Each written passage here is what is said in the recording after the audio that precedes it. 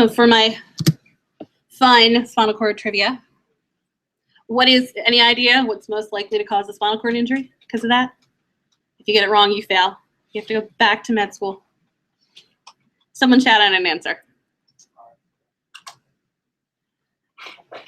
It's actually, no, trampoline gives you brain injuries more than spinal cord injuries. So if you're in a car, you're going to get and you're driving the car, that's one of the big causes of spinal cord injury. If you're a pedestrian, it's very rare. It's actually included in this category is actually like a avalanche and a ditch cave-in, which you feel like how often does that happen? But it's actually more common to be in a ditch cave-in than to be hit by a car and end up with a spinal cord injury.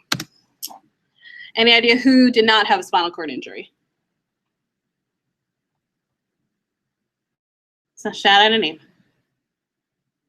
Well, I'll just laugh at you if you're wrong. Patton? Nope. Nope. Keep going down the list, right? No. Deborah Kerr. Yeah, she had Parkinson's disease. George Patton, car accident. Teddy Pendergrass, car accident. DT, car accident. FYI, don't drive on an icy road 100 miles an hour because you're going to flip the car, and then if you're not wearing a seatbelt, doesn't end so well for you. He threw a pee and died on his way to therapy, so that's not so good. And then obviously Christopher Reeve, horse riding accident. All right, last one. Surfing. What age range is going to give you a spinal cord injury from surfing? I was going to say someone's 61 and above. Yes. So I have a specialty in geriatrics, so this is my whole don't be ageist, but yes, the most likely age range to have a spinal cord injury from surfing. That gentleman right here, there's something, it's like the Ocean County Geriatric Surfing Club, like they have their own club and they have marches and stuff like that. All right, so after you have a spinal cord injury, basically anything in your body can not work. Depending on the nature of the injury, what part of the cord gets impacted. So, strength, range of motion, sensation, tone, there's not one kind of patient you're going to see with a spinal cord injury. So you have the same patient or a similar patient, same age, same sort of injury. You could have two completely different presentations. So it's not like there's a cookie cutter, this patient is going to look like this patient's going to look like this. You always have to be ready for pretty much everything to go wrong. And a lot of our patients, most patients with traumatic spinal cord injuries, they're young males, right? But anyone who with a non-traumatic injury, we're looking at people who on average are in their 40s and 50s. People come in with other problems. So people who have, today everyone sits around, types on computers, as some of you are doing right now. So you have hip flexion contractures, tight hamstrings, tight gastrocs, poor posture, you have back pain, you have arthritis. None of this goes away when you have a spinal cord injury. So on top of all the new problems, all your old problems, unfortunately, are still there, which sometimes shocks our patients. Like, yes, your knee arthritis is still there. So basically, going with all the impairments you can have a ton of functional problems also. Getting in out of bed, transferring, walking if you can walk at all, pushing a wheelchair. Medicare has a term. It's called mobility-related activities of daily living, MRADLs. So in order to justify any kind of assistive device, walkers, wheelchairs, anything to do with walking, we have to say that a patient cannot do bathing, dressing, feeding because of whatever's going on. So I can't justify a walker, which kind of is weird, or a wheelchair for a patient because they cannot walk. I can say they cannot dress. They cannot eat. And therefore, that's why they need a walker or a wheelchair. So we really always relate it back to that. So that basically, my patient needs to get dressed. Tommy's a complete paraplegic. There's no assistive device out there that we can give him to make him safe to be standing and take, even if we put bilateral coffers on him, so bilateral braces on him, there's no way he could take his hand off a walker long enough till he would just go over. So because of that, if we don't give him a wheelchair, he's getting dressed in bed, which means he's going to need a lot more help. So you give him a wheelchair, he doesn't need someone with him to help him get ready in the morning. And that's sort of how we work things. We also like to focus on a lot of our patients, especially the young ones. What kind of stuff do you do outside of the house? Like, what did you do in your real life? Did you have a job? Did you go to school? What kind of hobbies did you like to do? How do we get you back to doing them? Some of our individuals may have had, I'm being taped, so I'm trying to be thoughtful in how I say this, a less than upstanding lifestyle prior, which is how they ended up with a spinal cord injury. So, it's sometimes, when people are like, well, I used to sell drugs, I'm not really ordering a wheelchair to help you sell drugs again, but, how do they use it in the community? In terms of measurements, there's lots of different measurements we take. We always look at the width of somebody's hips, the length of their femurs, the length of their tibias, shoulder height, scapular height, head height. Basically, we're looking at what kind of measurements do we need for the chair to fit the person. Depending on the kind of chair, sort of the nicer the chair, the more specifics you can ask for and the more specifics you're going to need in terms of measuring. If you have somebody who's just sitting in sort of your standard wheelchair, you might not need to measure the height of their occiput to the mat because they're not going to have a headrest. But you're still going to want to know width, depth. When we take measurements, one thing people always freak out because one side's different than the other side. Like, oh my God, my femurs are half an inch off. There must be something wrong with me. No one's perfectly even, but if there are some asymmetries, we want to know what the asymmetries are because that's going to affect the size of the wheelchair, the kind of cushion we're ordering. Also, you see a patient who I measure their hips as 20 inches wide and they're sitting in an 18-inch wide wheelchair and look fine. Sort of what's going on. Is it that when they're sitting, guys tend to be more abducted when they sit at their hips, but I can get them in a little bit and squeeze them into an 18-inch wide wheelchair. Just sort of making sure what I'm seeing and what I'm measuring match up together. You always have to think of medical issues. So a lot of times when we have patients, when they first come in on SEI, there's hemodynamic instability. So a lot of our patients end up in a tilt and space chair because we need to quickly be able to tilt them back if they're orthostatic because, my boss and Dr. Che aren't happy with people face planting out of chairs because they passed out on us. Tone's going to be affected by position too. Sometimes tilting someone back will help with their tone. If there's an arousal or an agitation issue, that might be needed so that a lot of times patients are started in a chair that we're not going to have them end up in a chair. So we're sort of transitioning them out slowly. So what you might see is that in therapy, there's back-to-back therapy. So PT's at 10, OT's at 11. I stick them in a different chair at 10. OT gets them out at 12. And then they go back to their tilt and space. And then we sort of wean them more and more and more till we can get rid of that tilt and space. So in terms of when I'm looking at ordering a wheelchair for someone, things I'm always looking at, transfers. How do you get in and out of a chair? If you have a wheelchair back that has a lot of support on it, it's going to make it harder to get in and out of that chair. So that, it's always a balance of, do I want them to be really supported in the chair? And maybe they have to use like a Hoyer to get a lift to get into the chair. Or do I want it to be easier for the family to get them in the chair and I do something else to the chair so that they don't need as much support. Pressure reliefs, our patients are more at risk than any other population for getting skin breakdown. So how do the patient do pressure relief? So it might affect, where the breaks are, the kind of leg rest, the kind of arm rest, the kind of back. Do I have, the push handles where someone can loop their arm around it and do a pressure relief that way? So how does the chair help a patient do a pressure relief? I'm not stupid. I know belief that a patient's going to go home and every 20 minutes, which is our rule, do pressure reliefs. It's just not going to happen. Even if patients are good here, they go home, they cross the threshold to their house and suddenly anything they learned in therapy, gone, never heard it before. So that I want to give them something that's going to help them the most, trying to make them the most successful. How are they pushing? Some of our patients who come in with central cord syndrome, so they have more problems in terms of strength and range of motion, tone in their upper extremities than lower extremities. So are they pushing with their feet? Are they pushing with their arms? Are they doing one arm, one foot? How do you configure the chair? What do you order in terms of making sure that happens in the best way possible? If they're standing and they're walking, so this chair that I brought this is what we call a rigid frame chair, and has a fixed front end, so a fixed foot plate. So that foot plate, depending on the chair, sometimes they'll flip up out of the way, but it's still going to get in the way of someone standing. If you want to stand, you really want to get good knee flexion. You're going to have to be, even way in the front of this chair, you're only going to have so much bend in your knees. So this kind of chair makes it more challenging for someone to stand.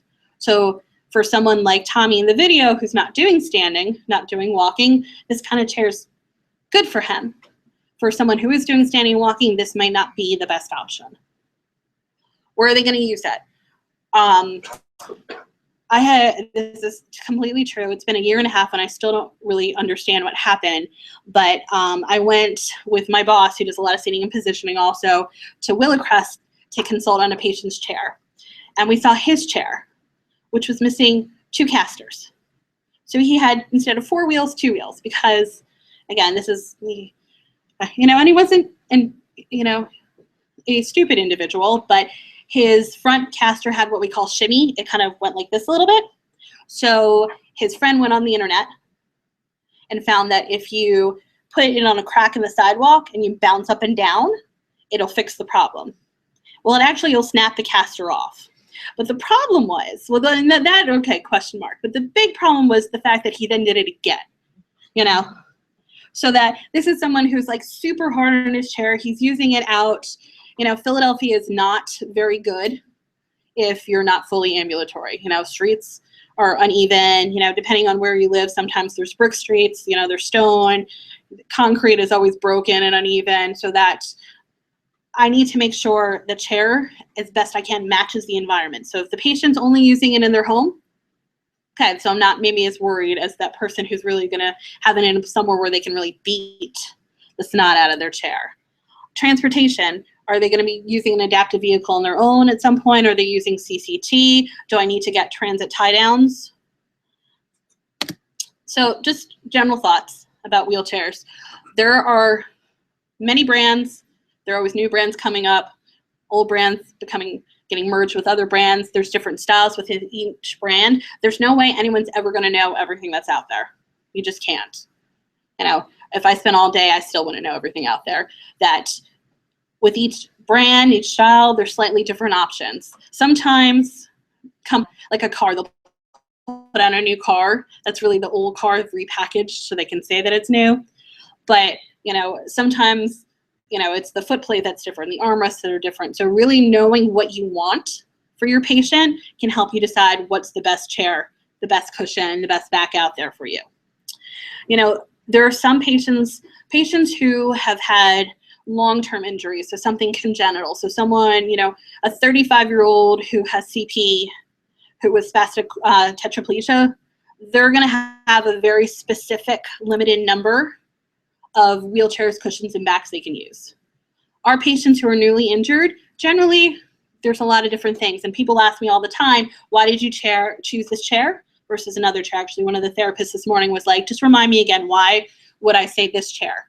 And a lot of times it's sort of that, I know the general kind of chair I want to stick someone in. So like for Tommy, I wanted him in an ultra lightweight chair that has a rigid frame. So I'm going to go to our closet and I'm going to see what's the first one that I can find quickly and put him in it. So I can make a decision, okay, what do I need to change in this chair? Can this chair be changed to accommodate his needs? If it can't, I'll go to a different brand. But a lot of times it's sort of like my decision's made based on the first thing that I grab. It's not super scientific, but again, most things, this chair is a completely different brand than the chair that Tommy was in. This chair would have been a completely fine option for him as well. It was just the other one was closer to the door, I guess, or whatever, when the therapist grabbed it. But usually we're going to order what the patient's been trialed in because we know it's going to work fairly well for the patient.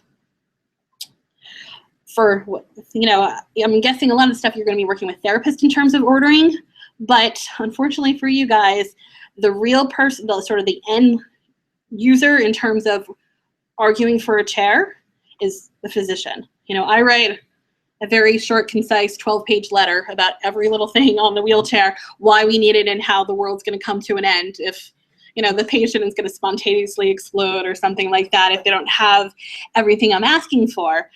but you guys are the one who get the ultimate refusal. So that really working with the therapist and knowing why we're asking for things is only going to be beneficial to you, because you get that call from the angry patient who, why haven't I gotten my wheelchair? It's because insurance denied it again. How are you going to go back to the insurance company and sort of argue your point if you don't know what's going on? One of the big new sort of things they're doing in the wheelchair world is they're making sort of cost-friendly options so that it's the exact same chair out there, but instead of having 50 options, there are 35 options, so that it's it's a little bit easier to justify because it might be $1,000 cheaper in the end. Sometimes patients get really upset when they hear that because they want the best wheelchair out there. It's the exact same chair, it's just slightly fewer options. Like, you may not have as many color choices, it's the worst thing in the world. Like I already mentioned, there's a lot of trade-off going on in decision. So a lot of times there are components that are shock absorbing, but in terms of shock absorbing, maintenance falls by the wayside. So it's harder to maintain things that are more shock absorbing. Some of the cushions that are more pressure relieving need a lot more maintenance. So that patient who snapped off 2 casters, yes, he had a lot of tone. So, he would be transferring and go on into basically full bilateral lower extremity clonus. So he really needed a chair that had a lot of shock absorption to it because of, every time you hit a bump, he's at risk to fall out the front of his chair. But I was highly concerned about giving him anything shock absorbing because I was pretty sure he was going to ruin it, So that sort of like, what's the trade-off? How do we sort of find that balance so it's going to work best for the patient? In the old days, only sort of the upper level wheelchairs needed letters of medical necessity. Now everything does, so just get used to having them done. All right, questions so far? So just quickly, I'm going to go through, there are different categories of wheelchair. So the K0001, or we call it K1, that is HCPCS coding for Medicare. So there are Medicare codes, and then there's a kind of a term that goes with it. Even if patients don't have Medicare, kind of in the wheelchair world, we use like K1. So regardless of the patient, K1 means a standard weight wheelchair. Basically, K1, K2 is the same chair. It's just what we call a hemi height. It's a little bit of a lower seat to floor height. These are the chairs you see in like airports in the front lobby. Without armrests, without leg rest, they weigh about 50 pounds, so they're heavy.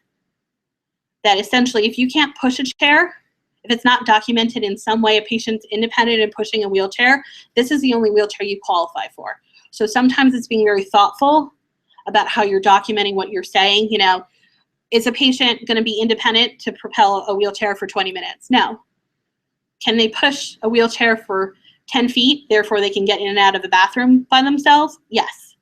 It's sort of like, how do you frame things? That would qualify them for a nicer chair, that 10 feet pushing independent versus you saying they need minimum assistance to push over 20 minutes. So there's a lightweight chair, which is K3. A high-strength lightweight chair is K4. In the old days, there used to be a big weight difference. At this point, they're fairly similar. The only way that you get a K4 versus a K3 is you need either a specific seat to floor height that's pretty low to the ground, or you need over 20 inches wide.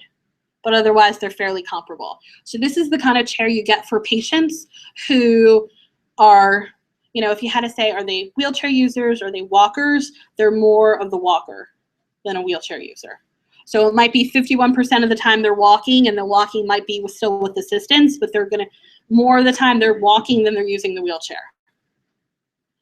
Then we go to the K5, which is ultra lightweight. So most of our SCI patients, when they leave us, are more of a wheelchair user than an ambulator.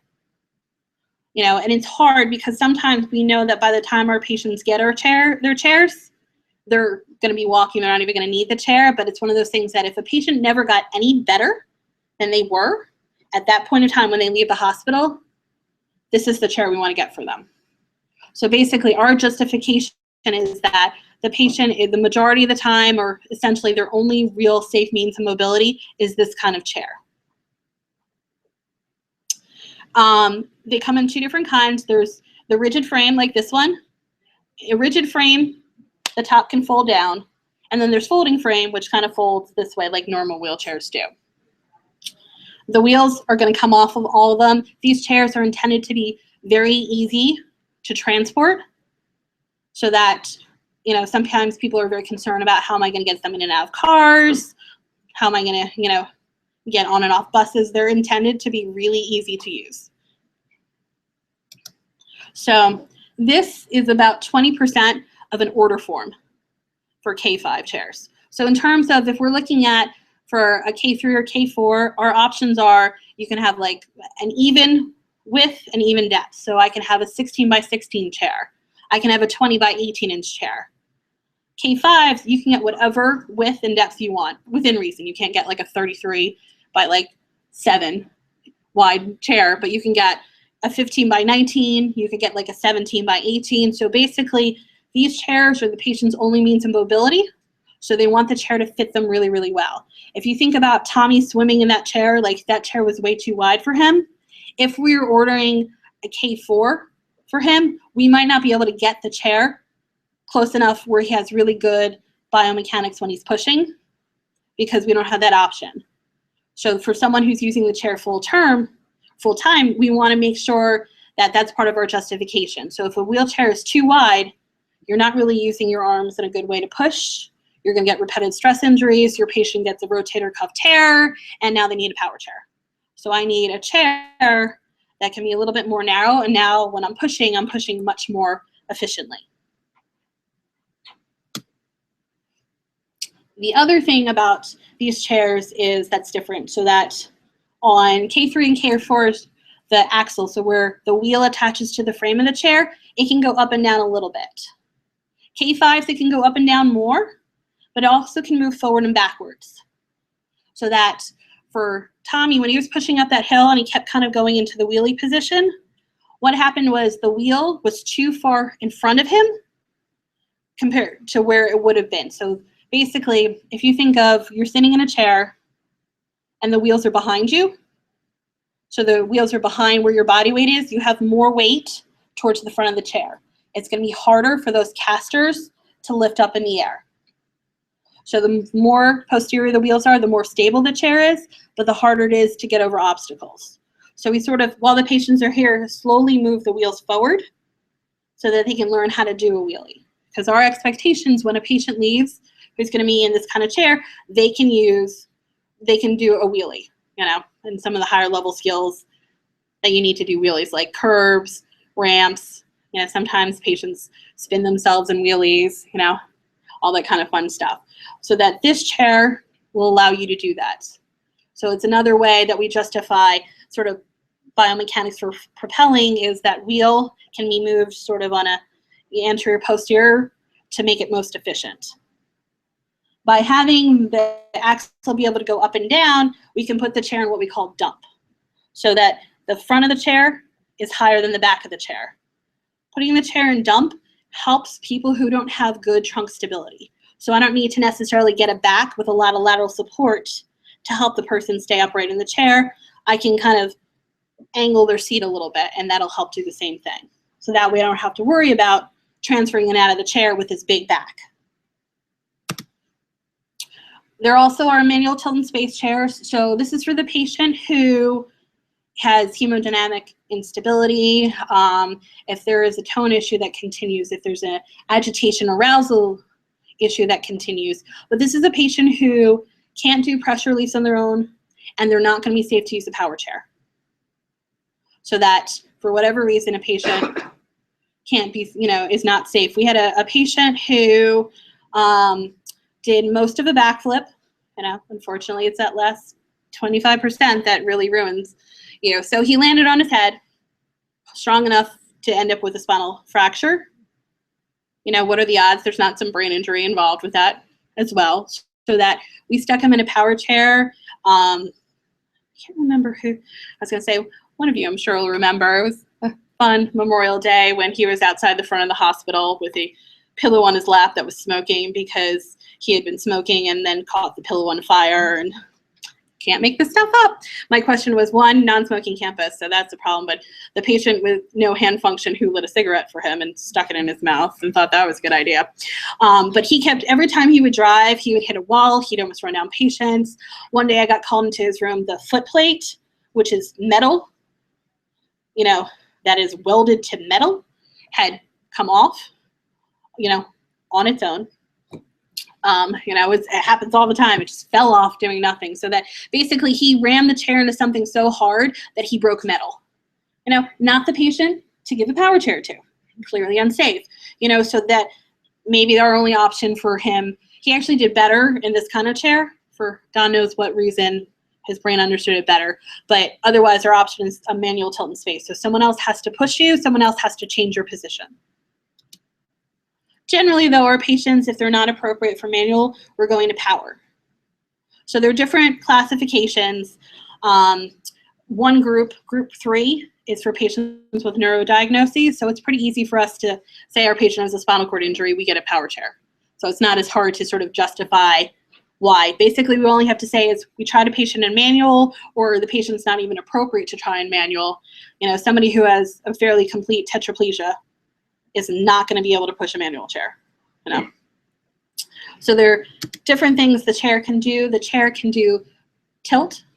It can recline, so instead of the whole seat going back, just the back moves. The chair can elevate. It can go up and down, and the legs can go up and down. So based on how many of those you want, there's different ways to classify the chair. There are different ways. The big wheels, where they're positioned, it can be in the front, the middle, or the back. Rear wheel, so all the way in the back, was the original power chair setup. So sometimes you might have patients who've been in power for like 30 years, and that kind of chair, just like with the manual chair, the more the wheels are behind you, the more steady the chair is. You know, it's very hard to change people's minds about what they're in. You know, I had a patient who had been using a chair so long that the company that made her chair was bought by a company that was bought by a company that was bought by a company. Like, this chair did not exist. Like, they had bought out parts from eBay to fix this chair. So basically, the new version of her chair, she didn't even want, because she wanted her chair. They don't make them anymore. Like, I can't fix that, you know, like, so that sometimes those patients are going to stay in rear wheel, but generally we're not putting anyone in rear wheel anymore. It's more front wheel or mid wheel drive. Actually, one thing. So you can have these kind of seats are called captain seats. So it's kind of what comes with the chair. If you think of a car seat, those are the same kind of seats. In terms of support, you can put on what we call like external lateral supports to kind of make the back more secure. These kind of cushions we rarely use with our patients though, because in terms of pressure relief, they're not so pressure relieving, and it's basically an invitation for a pressure sore, even if the person is good at doing weight shifts. So there's different things we can do. These are different handles. For any shape out there, there's probably a handle that either exists or we can rig something up. So you don't need to be able to have, this is the standard, what we call a carrot stick. So if you can't do this, maybe you can do this, or you can do this, or you can do this. So we can a lot of times find a different hand movement for you to control the chair. We don't do it a lot here, but you can have the chair controlled with any part of your body. There are people out there who can use their feet to drive a chair. So when you're using this kind of control, is what we call proportional drive. So how I push the joystick is how the chair responds. So it's very intuitive, right? I want to go forward, I go forward. I want to go back, I go back. How far forward I push is how far I go. As soon as my hand comes off the joystick, I stop moving. So there are also alternative controls. So sip and puff, head array. So these ones are a lot less intuitive for people to use. So this top one, this is called a sip and puff. So there's a little straw attached to a sensor. So there are 4 commands. You can do a puff, so you blow out, either hard or soft, or sip, in, hard or soft. So that based on what the patient needs, we set up certain commands. So that I can do hard puff means go forward, soft puff means go backwards. But that's not, it's hard for patients to learn this. You know, the patients who are using these kind of chairs, so they have had decreased hand function, because there's nothing we can do with their hands, decreased leg function, so basically their only means of control really is their mouth. Our patients, 99.9% of the times, are coming with cervical collars, so that if you can't use a joystick in some way, you're going to have to use a sip and puff. And again, it's a lot harder to use. These kind, if you think of someone with tetraplegia, probably don't have great respiratory support. So you couldn't say, like, I'm just going to have you do a hard puff as far as you need to go forward. That's just not going to work. Person's going to pass out, turn blue, all those good things, right? So that we have what we call latch control. So I do a hard puff, you go forward, and I hard puff again, and the chair stops. So again, it's not the most easy thing for people to learn, and again, you think of somebody has had an injury to their cervical spine so hard they break a bone in their neck or something like that. Does the person also have some sort of brain injury involved? It's not unusual for our patients to have dual diagnosis, these kind of things, which makes it that much harder to learn.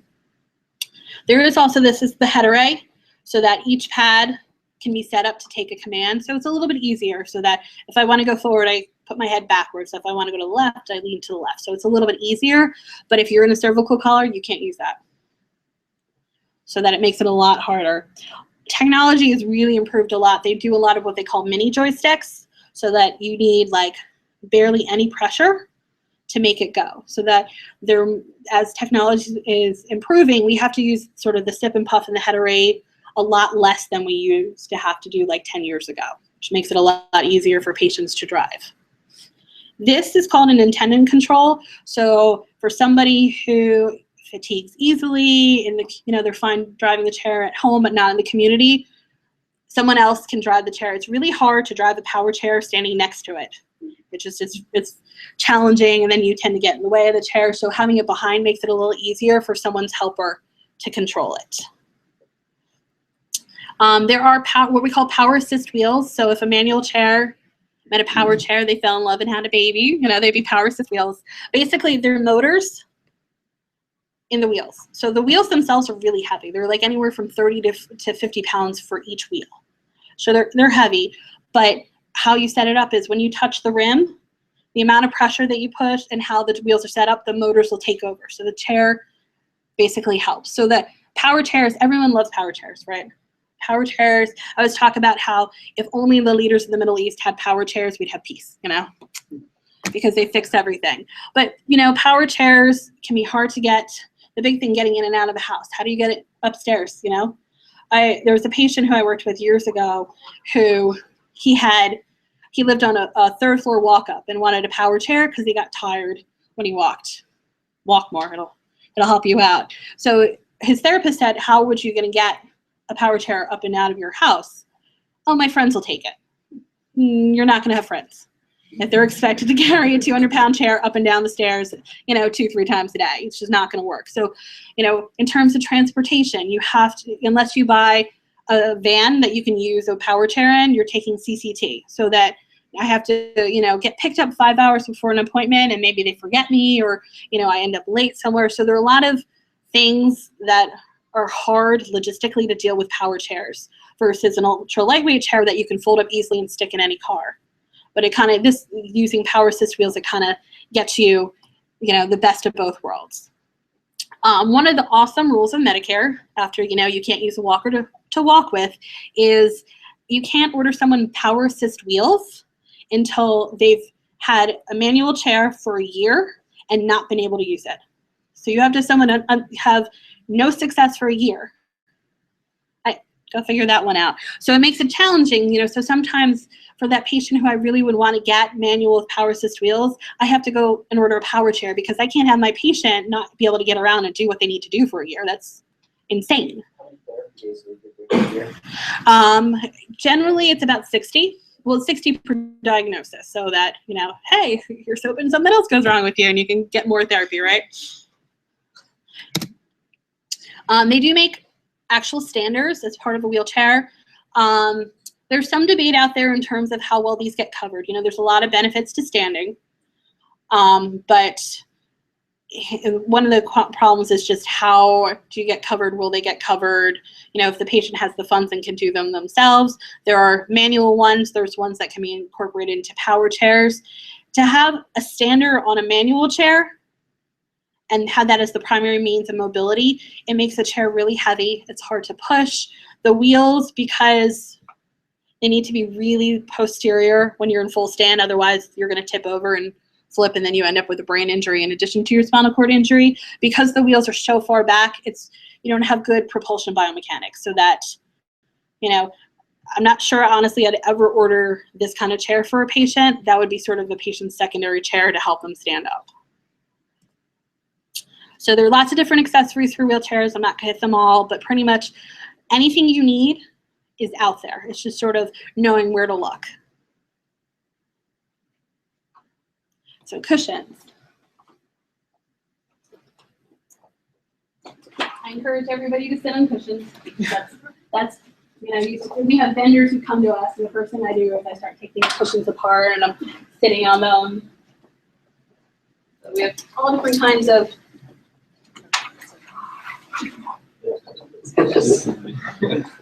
and what might be comfortable for you may not be comfortable for another patient.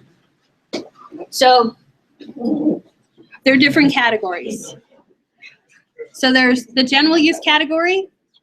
So basically, you get a wheelchair, you get a cushion. So Randy, if you hold it up. That cushion is general use. So you see it's a nicer one, but it's basically just a square piece of foam, right? So there's not going to be a lot of pressure relief to it. There's not going to be a lot of contouring to it.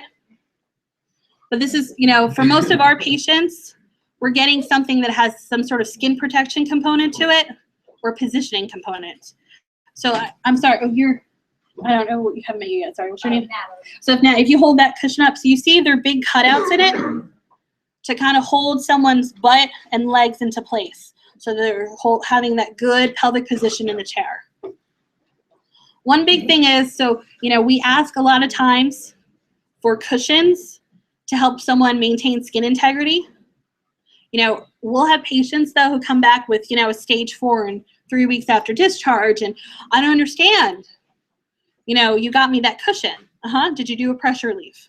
Are you cathing on time? If you're incontinent and you're sitting in it all day not doing a pressure relief, you're not going to have good skin integrity. Yeah.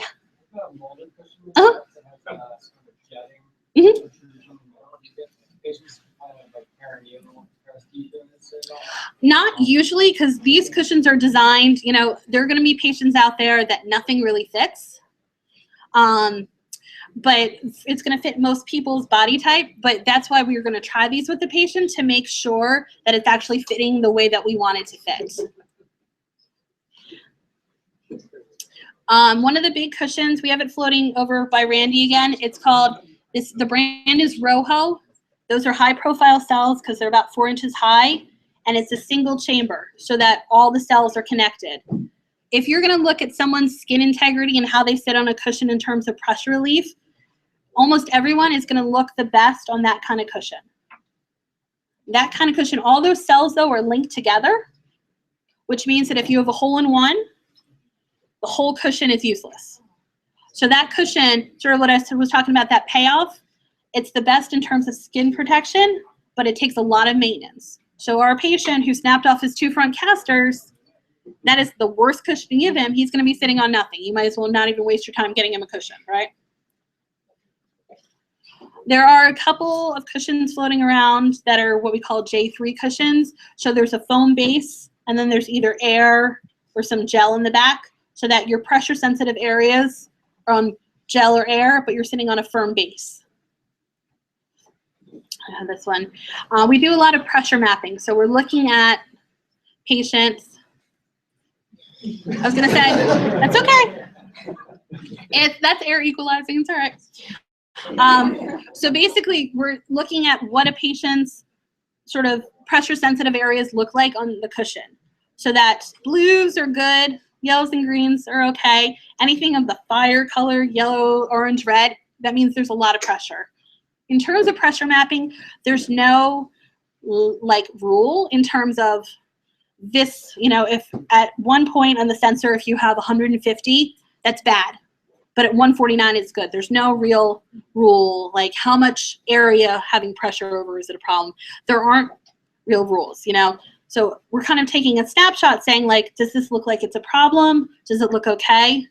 a lot of what I'm doing is also looking, the patient, if they're on a cushion that they look great on in pressure mapping, remember, I've now put them in the chair in a really good position, after 3 hours. If you're slumping over, you're not going to be sitting in a good position. They start getting some skin breakdown, a little bit of redness, then that's not the cushion for them. It might not be the best pressure mapped cushion, but their skin looks okay, then fine. Tommy, I'm trying to think of what we put him on. I think there's the one that Natalie had, that greenish cushion. That was the cushion we ordered for him, because Tommy, for all his wonderfulness, was not someone I would call a reliable patient who I would trust to take care of the Roho cushion or that J3 cushion, where you need to, if you're sitting on gel, you have to smooth the gel out every time you get out of the chair.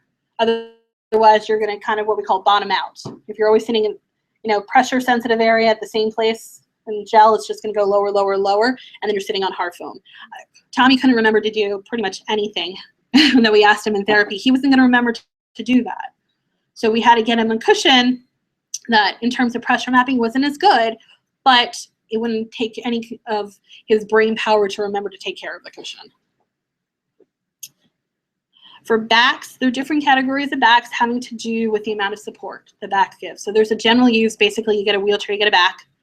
And then there's up to different kinds of positioning backs. The backs are categorized based on where the positioning components are, how much help they're giving you.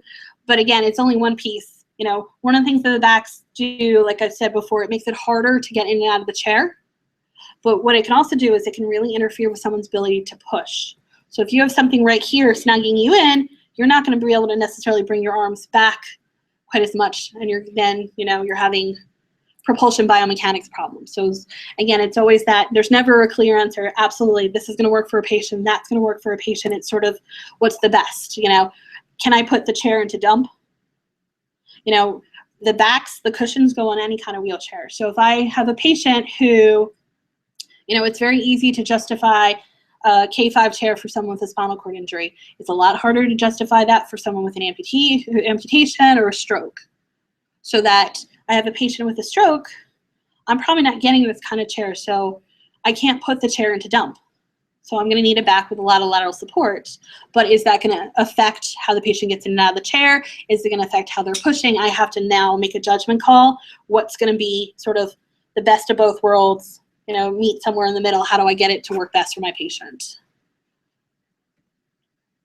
Medicare, because Medicare is awesome.